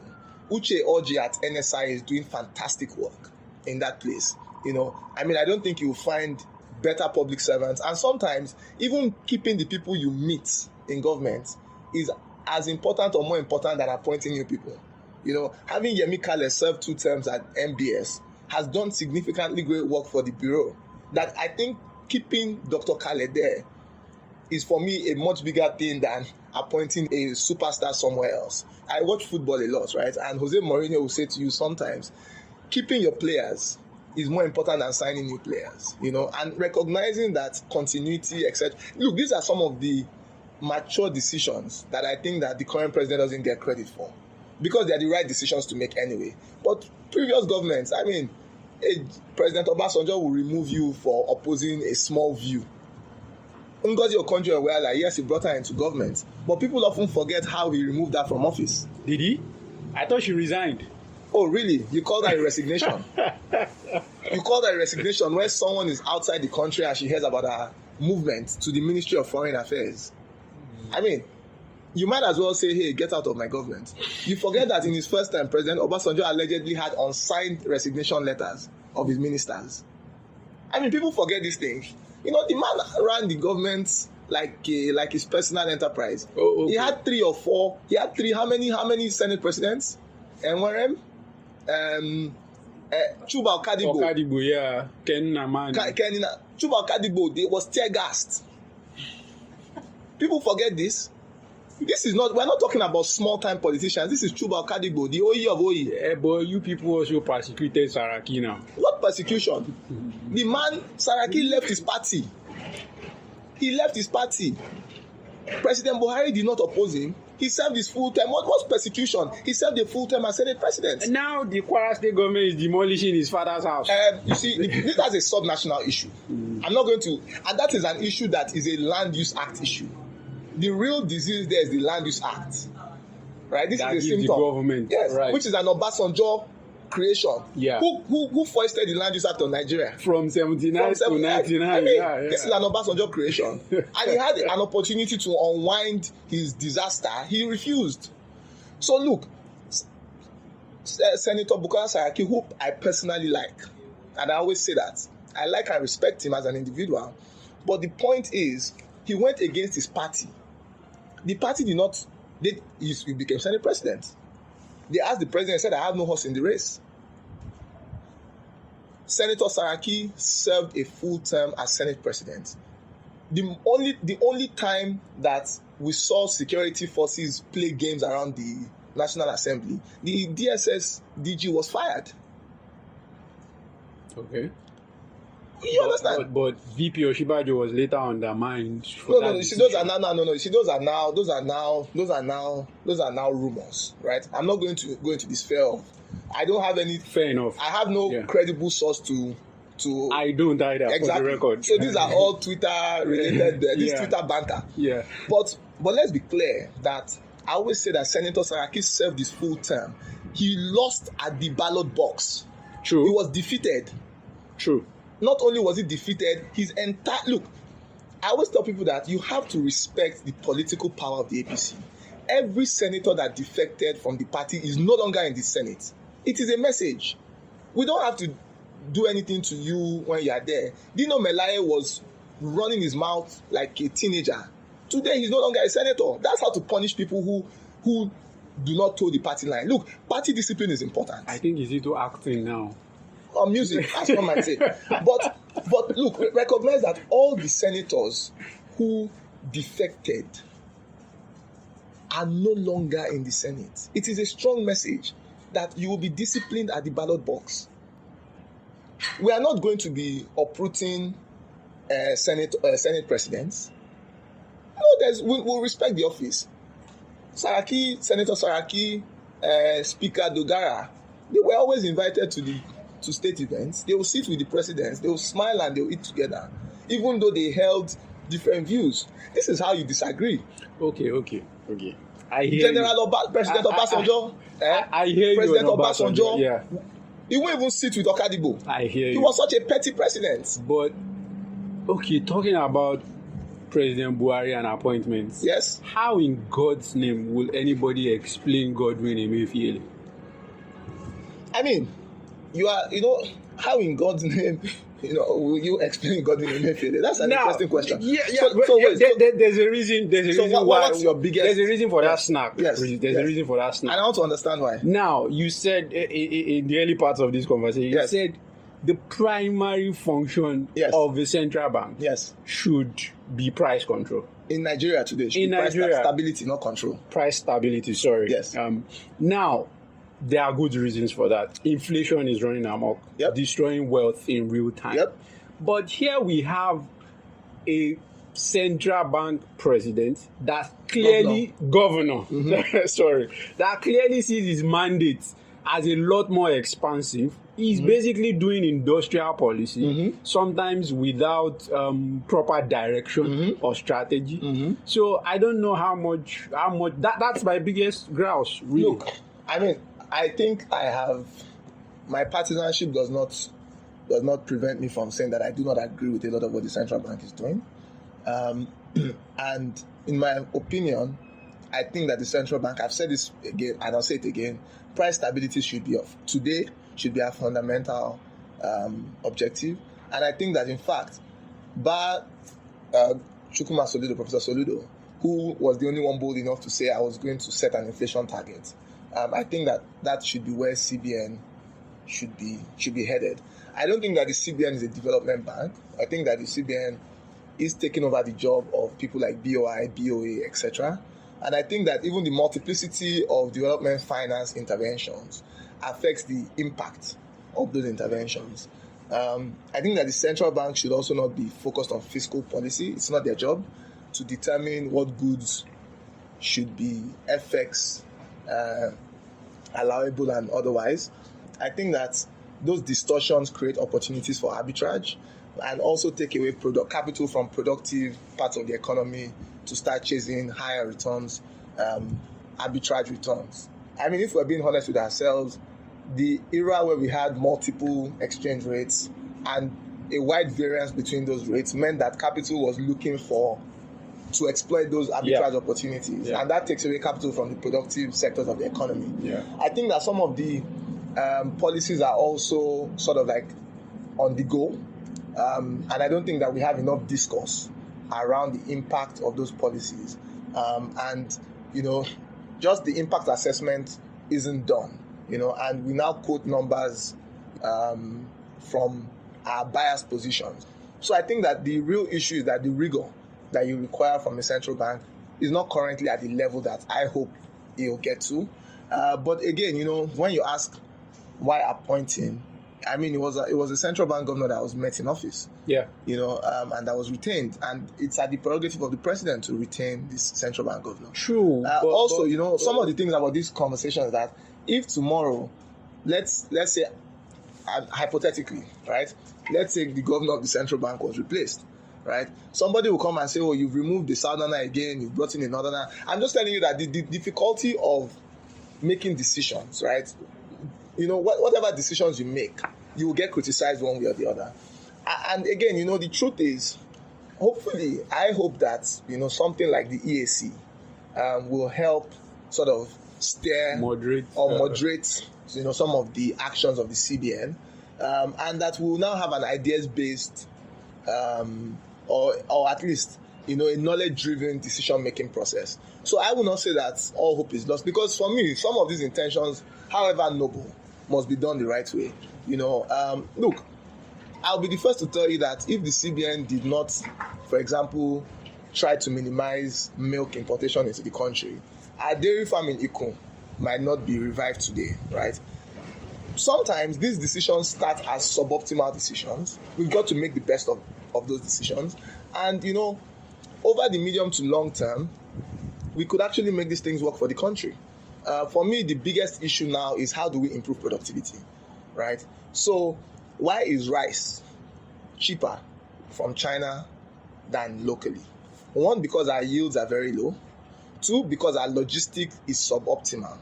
If we quadruple the yield, right? If we improve logistics, it will be cheaper to eat Nigerian rice than Chinese rice. So there won't be a conversation of rice from Thailand or rice from Nigeria, right? And if we see that it's still not competitive because those guys are subsidizing their farmers, we will subsidize our own farmers too, right? If we subsidize our farmers, I would rather the subsidy goes into production, right, than consumption, right? So if we were to say, let's take out fuel subsidy today, and let's move those subsidies into production subsidies that allow our products, our agri-products, be competitive, then I'm happy. Right? Those are the conversations I think we need to have. We're not having those conversations. You understand? Let's ask ourselves, why is the yield on Nigerian rice low? Irrigation, right? Because you have one planting season in most cases. Your yield is low because your seedlings are poorer. You don't apply the right fertilizer because you don't know what soil types they are, right? Even the planting methods and the harvesting methods. Then storage. How do we minimize farm gate losses, etc. Those are the issues that we need to resolve. There's 100,000 metric ton silo in Ekiti wasting away. We are now asking agri producers, rice producers, come and mill in Ekiti.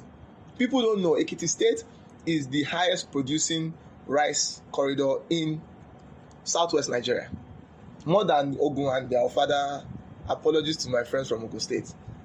But the milling capacity is not there. Now we're bringing the milling capacity there. That's private milling capacity.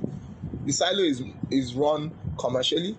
You, the miller, you, the silo owner, oh yeah, come and talk. That's how to optimize these things, right? And then all of a sudden, you see that we're quadrupling the yield per hectare. Suddenly, the rice becomes cheaper. It becomes more competitive. That's the conversation we need to have. How do we optimize productivity?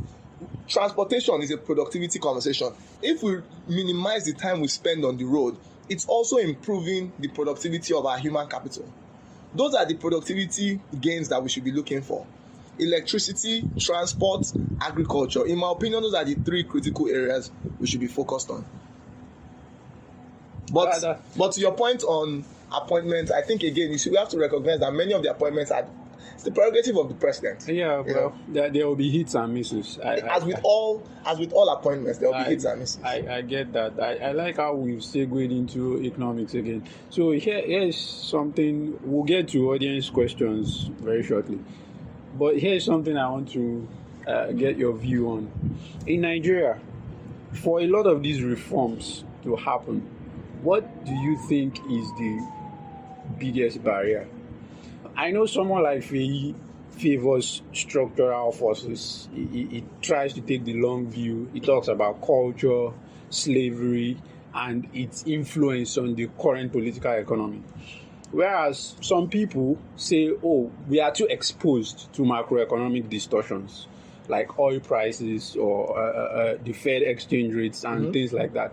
Which do you think is the biggest barrier to reform? I think they're equally important, and I won't place one over the other. I think that there are cultural hang-ups that we have that are now hard-coded into how we think and how we respond to issues.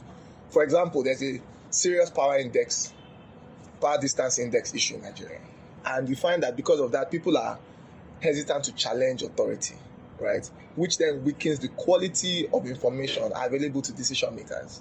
Right? So sometimes I say to people that if I oppose the views of my principal or a higher authority, I do it because I want them to succeed. Because I want them to be exposed to the universal nature of the arguments available before they make a decision. People don't see it that way in many instances. They see it as being confrontational, and therefore people tend to keep quiet. So decision making is not tested, right? Decision making does not have the rigor. It's not put to the rigorous examination that it should be put through. So that's where sometimes culture hampers decision making. But the truth is that we are quite exposed to external threats and shocks. And anyone who doesn't accept that as a preeminent problem is also not taking an immediate view of the situation, right? The truth is, as long as our foreign exchange buffers are tied to oil price fluctuations, we're always going to be exposed to shocks in there. Government revenue is still very oil-based. Subnational revenues are still very federal-based, apart from maybe Lagos, Rivers, now to some degree Kaduna and Kano. Many of the states are still very dependent on federal allocations. If you ask me where's the fiscal target we must look at in a state like Ekiti, I would always say that at the very least, our internally generated revenue should cover our recurrent expenditure. It should start by covering our wage bill and subsequently recurrent expenditure, because you can argue that if that wage bill is not delivering the relevant IGR, then you are not productive. End of conversation, right? So we should first start with how does our IGR cover the wage bill, then recurrent expenditure, and then we can get to a point where it starts to support some of the capital expenditure. So that's how you want to progressively grow as a state. So I think that, look, we have to treat both equally. I don't think one is more important than the other. And part of the challenges of being in the arena is how do you balance both? No disrespect to my friends on the outside. I say to them sometimes, you have the benefit of not being in government. So you can step back and take a broad view of these issues.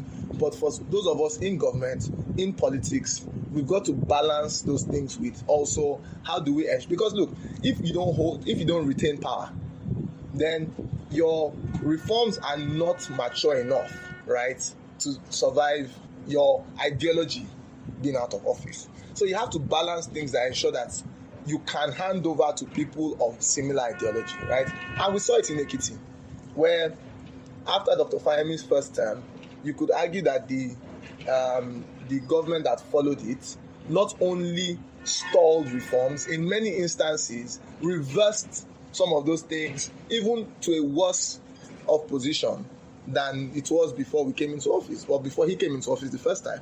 So you must recognize that, the volatility of political office has a strong say on how sustainable reforms are. Okay.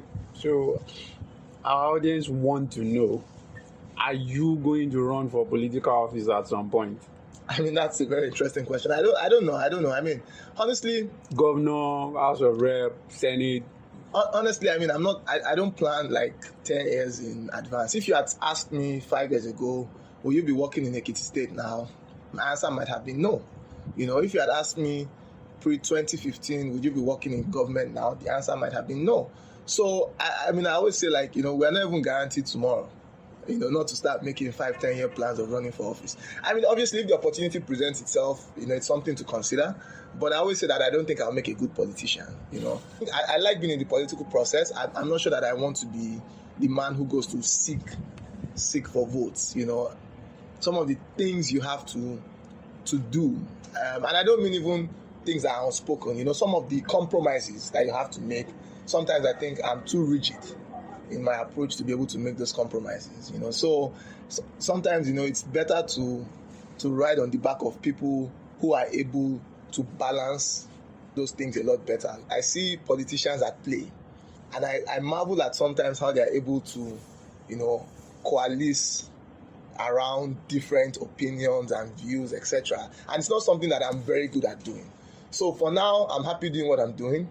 By 2022, when hopefully government is done, hopefully we'll have delivered some significant gains to Ekiti people, and then I can recalibrate and see what next. I mean, I always say to people that my ideal job would be to own a football club. If you ask me what do I want to do, is to own and run a football club. Probably Manchester United. I mean, I know I'll do a much better job than the guys running it today. So that would be my preferred career change. Yeah. Okay, so you worked in Lagos under the previous administration, and the consensus, at least from what I've heard, was that period was successful, and all evidence points to the fact that you actually replicate some of that success in Ekiti as well. So give us the Akin Oyebode production function. What's your secret? I listen to Tyler's podcast a lot, right? So honestly, one is, so I drink lots of coffee. Okay. I've only had 1 cup today because we've been talking for so long, but I drink lots of coffee. This is probably like my 3rd cup today. So coffee keeps me very active, helps me work a lot better. I tend to do my best work in the mornings, right? So I'd like to say I'm a morning person. I get up fairly early. I like to exercise a lot. I think exercising makes you comfortable with discomfort, and it helps you push the boundaries, apart from what you hear it does for your mental and physical alertness. So, because I tend to be on the road a lot, but the one big hack, if you ask my wife, is that I'm a very deep sleeper. So I have the gift of being able to, I sleep very deeply, right? So you can have an orchestra performing right there, and I'm done. When I sleep, I sleep. So I think that just being a deep sleeper improves my quality of sleep. So I can get away with 4-5 hours of very high quality sleep. I think for me, those are the critical lifestyle things. But other than that, I try to read all sorts of things. I try to maximize my time. And so I've started spending less time on social media because it's become a bit of a distraction, and it's also become very intolerant. So I don't spend as much time engaging as I'd have loved. But I've now started devoting that time to listening to more podcasts, to reading a lot more books, and to actually doing what the people of Ekiti State pay me to do. which is to bring investment into the state. So now, your friends that are on the outside, how do you cope? Have you become a bit of an odd lot? Sitting right next to someone like Feyi, for example, who, even though he's not going to admit it, has become an activist, and someone like you, who work in government, how do you guys resolve your differences? So let me tell you a little secret, right? I have this very interesting WhatsApp group. There's maybe 15 of us in it, right? Okay. I spend a lot of time on that group. And in that group, you have me, you have Tolu Ogunlesi, who's also now a public servant. You have Feyi, whose favorite pastime is to tell you everything wrong with public service. You have Yemi Adamolekun, who, in my opinion, has activism running all through her blood. You have Gbenga Sheson, who's also a very critical voice of government. And I'll keep the others. I'll keep their identity secret. But you can imagine the kind of conversations we have. And I think the point is, at the end of the day, right, these are not personal conversations. Because, if Feyi, Tolu and I have the opportunity every time, we'll catch up and eat and chat and talk about other things, as well as government. So we recognize that at the end of the day, we all want the common good. And our hearts are in the right place. So we are able to disagree on issues, Sometimes, yes, I would admit that once or twice, some of us have had to leave the WhatsApp group. I can report myself, even though we're immediately pulled back by people like Yemi. But it's important that we disagree. And I always say, I'm thankful for my family and my friends because they keep me honest. My father always said to me, remember the son of whom thou art, growing up. And I always feel like I have my name to protect, And I've always said to people that, look, I'm lucky to have a father who didn't place a lot of value on material gains. So that is always it's somewhere in my head, I have a family who's not very keen on anything material, If I bring some unexplained wealth into my house today, my wife is going to be the first person to say, where did you get that from?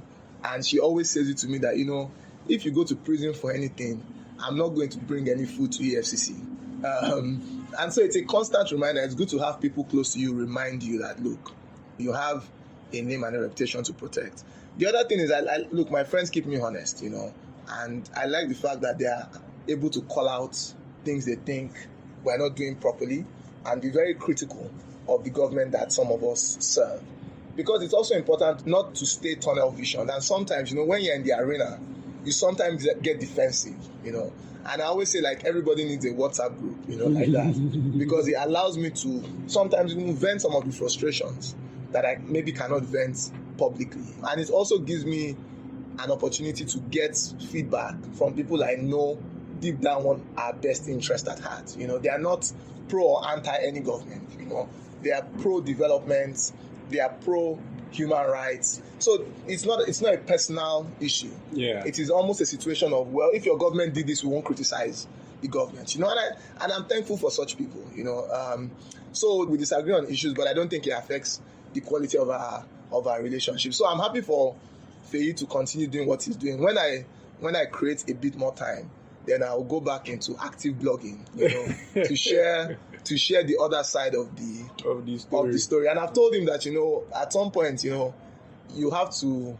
come and join us in the arena, and come and toil with sweat and blood, and recognize that sometimes, the solutions are not as obvious when you have to make those decisions. And I'll close that conversation with one comment. People say, why can't you take out subsidy tomorrow? And I say, look, there's a clear and present danger that if not well managed, a subsidy removal can lead to a deep sense of unrest, right, in the country, and let's be honest about it. People always forget that when they talk about China and the massacre of '89, they forget that these were deep-rooted issues that came from an economic issue. When China decided that they wanted to liberalize prices, right, and start to remove price control, start to liberalize state-owned entities, it brought a period of painful adjustment, and people paid the price for it. And so sometimes you can't take these things wholesale. We must say, look, these guys got it right eventually, but at this point they missed it all. They found their way later, but they missed it at this point. The benefit of learning from that example is saying, how do we do it differently? Knowing that we want these outcomes, but we don't want to take this medicine, And that is, for me, why I still always say that we need to have various discussions. But anyone who says, the solution to everything is free markets, I always tell them, no, that person is a dangerous person. Don't tell my friends I said this. Okay. So, public service 101 now. For someone who is passionate about public service and wants to follow in your footsteps, so to speak, what are the advices you would give? For me, the most important thing is stay true to who you are. You have to know yourself. And I think that, it sounds cliched, but you must know who you are. Because if you don't know yourself, you will find out if you go into public service. You must know what you stand for. You must know what you cannot tolerate. Because anything that you don't know will be found out. I always tell people that everyone has a price. And the only time for some people they ever know what their price is when that thing is actually put in front of them. Because sometimes it's not monetary. Sometimes it's even your development mindset. It's your urge to do good. Because there's a price to doing good. So, I always say that, look, know who you are. Be clear about what you would accept and what you won't accept. Because that's the foundation of knowing when to walk away. The second thing I'll say is that be comfortable before you go into public service. Build a career. Either a private sector career or a business career where you can go into service knowing that I'm doing this for the people. It's very, very important, I always think about people like my principal, He's built a career in academia, in civil society. He will always say to you that if tomorrow I'm not governor of Ekiti, I can do many things, He's comfortable going to sit down in Ife or Oxford or LSE or wherever to take a position as a professor. Look at the man in Oyo State, for example. You can always go back to his private business. If you look at someone like Nasir El-Rufai, he ran a very good business before he became a public servant, and till tomorrow, he can always go back to private practice. So there's a need to build your career, because if you don't have a career and you don't have a second address, it increases the number of compromises you have to make. I used to say to people that, look, guys, if this thing doesn't work out, I have a career in finance I can go back to. So it's not by force to do this job. And that's very important. But I think the most important thing is always have people who are smarter than you, and people that you trust will always be true to you. Because sometimes the hubris that surrounds public service is significant, and power, And even though people can't tell the difference between proximity to power and actual power, they will tell you all sorts of things like you can do no wrong, right? So having people who can honestly speak to you and say, look, I think you or the government you serve have gone too far is very important. So those three things are, for me, the key ingredients of anyone who's taking a job in public service. Without all of those three, you'll struggle to succeed. Interesting. Last question. What's the one idea, in line with the entire philosophy of the show, what's the one idea you like to see spread all around the country? Well, that's, for me, very easy. Education. Early stage education is critical. So if there's one thing I would say, it is education from primary to junior secondary level. If you ask me where's the sweet spot, right? Primary to junior secondary education. And I think that's where Nigeria has missed its potential, or lost its way a bit in the last, I'd say, 20 to 30 years, is that the quality of basic education, early stage education, has worsened to the point where kids are barely literate. So as literacy worsens, qualitative reasoning, critical reasoning starts to worsen. I sometimes say that, look, my son at 6 is a lot more intelligent than I was at 6. I marvel at the things that these boys can do. My 3-year-old now, you give him a mobile phone, the fastest thing he does is how to skip ads or to decline for. Look, if I call my wife I can tell if her phone is with my son with the speed at which the call is declined, right? Because the kids know, intuitively, they know these things, and you start to ask yourself, what about the thousands and millions of kids who don't have access to mobile telephones at 3, who don't have access to these critical reasoning tools, who don't have access to learning languages early, to things like even being able to swim.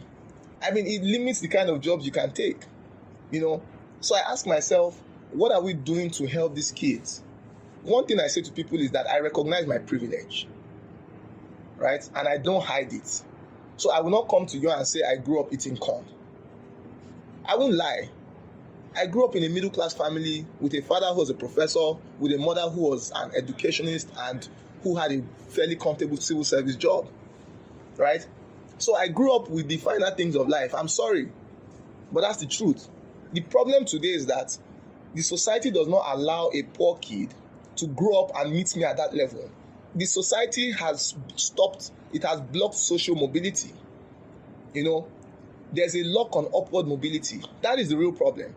And so those of us who were privileged enough to grow up with some privilege and who can transfer that to our children must recognize that it is our duty to now transfer that beyond our children. So I ask myself, my child can take language classes today, but can that boy in Ekiti can even see beyond Ikole to say he wants to learn Mandarin or to say he wants to learn French? Because when he's 30, it's a lot more difficult for me to learn languages than it is for a 6-year-old. So those are the things that we have to resolve. And for me, the biggest way to remove that lock on upward mobility is early stage education. So getting kids properly, and I'm not talking about just putting them in a classroom and giving them notebooks. How do they resolve critical issues? How do you help them solve social issues, right? How are they more socially intelligent? And it's by having kids play together, work together, do group assignments. The pedagogy is there. It's available. I don't think we're going to reinvent anything. It's just applying those things and getting more kids to school, which is why I am a big fan. If there's any program that I love, it's the homegrown school feeding program. Because if for anything, it is getting kids in school and it is ensuring that there's a minimum nutritional value they get that allows their brains to even receive some of this knowledge that they're getting from the schools. Thank you very much, Akin. Thank you. It's been a real pleasure. You can subscribe to the podcast and our newsletter on untrapped.substack.com. Again, untrapped.substack.com. And also get notified about future episodes